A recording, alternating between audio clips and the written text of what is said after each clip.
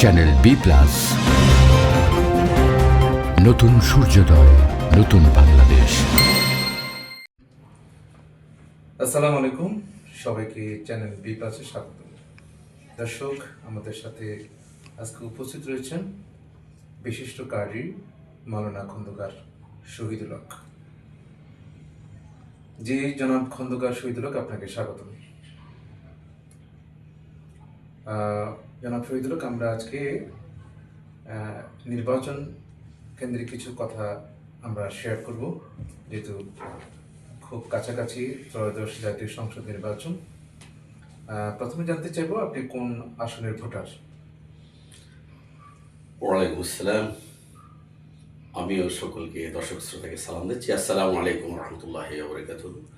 নাহমাদুহু ওয়া নুসাল্লি আলা রাসূলিহিল কারীম, আম্মা বা'দ। বাংলাদেশের নয়, বিশ্বের ইতিহাসে এবং ভৌগোলিক দিক থেকে ঐতিহাসিক একটি ভূখণ্ড কুমিল্লা। সেই কুমিল্লা জেলাধীন নাঙ্গলকোট ঐতিহাসিক 10 আসন। ঐতিহাসিক কেন বললাম? 10 শব্দটি ইসলামের ইতিহাসে ঐতিহাসিক। আশারায়ে মুবাশশিরা, বেহেশতের সুসংবাদ প্রাপ্ত সাহাবী 10 জন। তো আমার আসনটাও নাঙ্গলকোট আসন, 10 আসন। ধন্যবাদ আমি আপনাকে। গৌরব করি, আলহামদুলিল্লাহ। 10 আসনটির সাথে ইসলামের ভালো একটা এই সুসম্পর্ক রয়েছে। আপনাকে ধন্যবাদ। আমরা জানতে চাচ্ছি যে 12 তারিখ নির্বাচন অনুষ্ঠিত হতে যাচ্ছে, সেখানে আপনি কাকে যোগ্য মনে করছেন? এই যোগ্য আমি মনে করছি ইসলামের আলোকে, কোরআন এবং সুন্নাহর আলোকে মাওলানা ইয়াসিন আরাফাত ভাইকে। কারণ শুনলে আশ্চর্য হবেন যে ইয়াসিন শব্দটি মহাগ্রন্থ আল কোরআনের শব্দ। আরাফাত শব্দটি নিয়ে কোরআন এবং সুন্নায় বহু জায়গায় আরাফাত শব্দটি এসেছে এবং কিয়ামত হবে আরাফাতের ময়দানে। আমিও গিয়েছি সে ঐতিহাসিক আরাফাত ময়দানে। সুতরাং এই ইয়াসিনকেও দরকার। সূরা ইয়াসিন যেমন আমাদের রাসূল আকরাম সাল্লাল্লাহু আলাইহি ওয়াসাল্লাম বলেছেন, একবার সূরা ইয়াসিন তিলাওয়াত করলে 10 খতম কোরআন শরীফের সওয়াব আল্লাহ দান করে। তো ইয়াসিন শব্দটি যতবার বলা হবে ততবার সওয়াব হবে। আরাফাত, সেখানে আমরা গিয়েছি, হজ করলে ওখানে যেতেই হয়। সুতরাং দুটি ইয়াসিনকে যেমন দরকার, আরাফাতকেও তেমন দরকার। এখন দেখুন, মাওলানা ইয়াসিন আরাফাত, এখানে 3টি শব্দ আছে। মাওলানা ইয়াসিন আরাফাত, এই 3টি শব্দের প্রতিটি শব্দে 4টি অক্ষর আছে।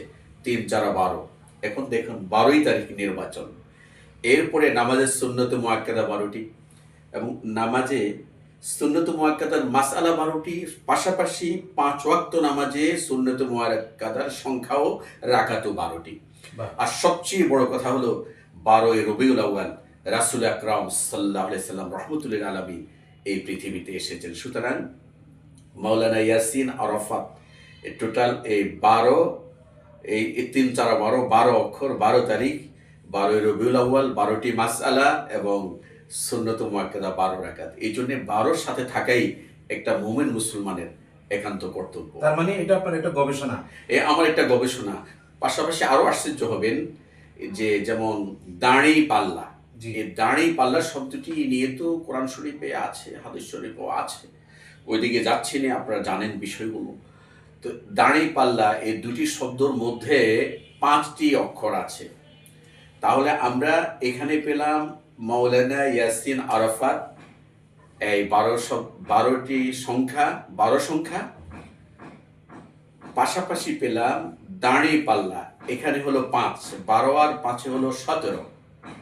নামাজের 5 ওয়াক্ত নামাজের 17 রাকাত ফরজ। 17 রমজান বদর যুদ্ধ হয়েছে।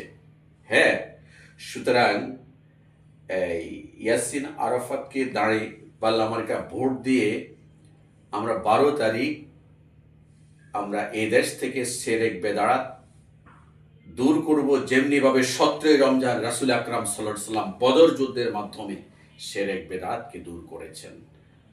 এই সুতরাং এর পাশাপাশি দাঁড়ি পাল্লা, এখানে দুটি শব্দে 5টি হরফ আছে। 5ই আগস্ট কি হয়েছিল? আয়নাগরের হায়নারা এ দেশ থেকে বিতাড়িত হয়েছে।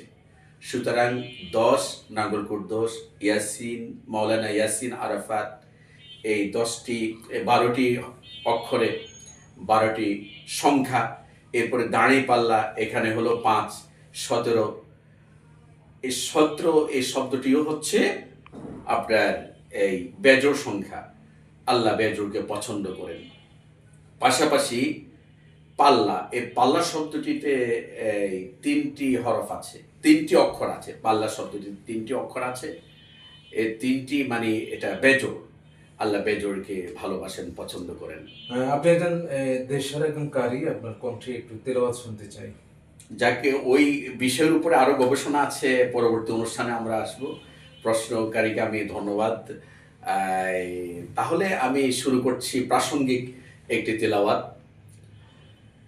বিসমিল্লাহির রহমানির রহিম।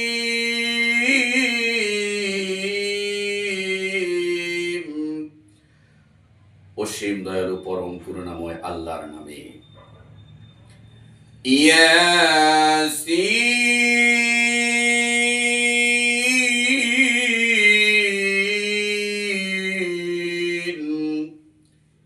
ইয়াসিন ওয়াল কুরআনিল হাকীম। বিজ্ঞানময় কোরআনের শপথ। ইন্নাকা লামিনাল মুরসালিন।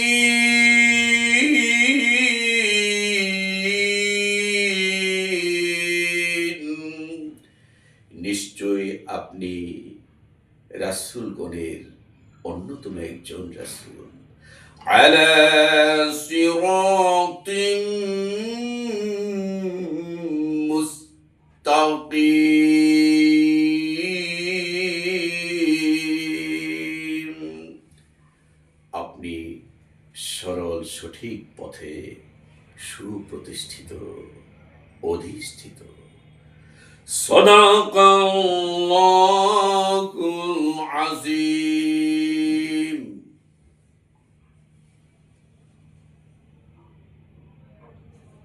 ডান। চ্যানেল বি প্লাস, নতুন সূর্যোদয়, নতুন বাংলাদেশ।